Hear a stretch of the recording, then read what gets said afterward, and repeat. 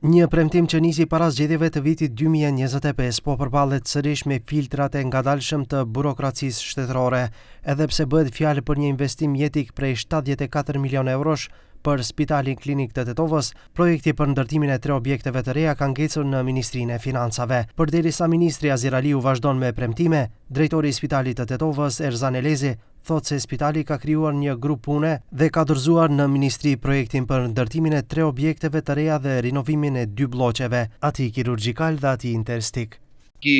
projekt është për 3 objekte të reja në Spitalin Klinik të Tetovës, dhe një objekt është parapart për një ginekologjinë, një objekt është parapart për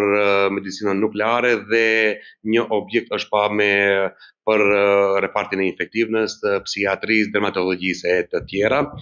Gjithashtu është parapart edhe renovimi komplet i bllokut kirurgjikal me bllokun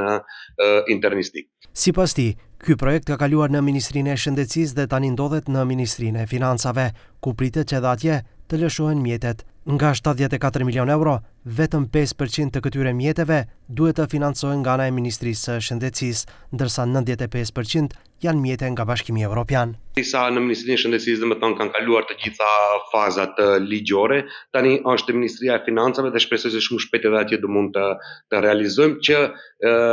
mjetet financiare të kalojnë nga ana e Ministrisë së Shëndetësisë që të mund të realizojmë këtë projekt. Gjithashtu duhet të potencoj shkaku se 95%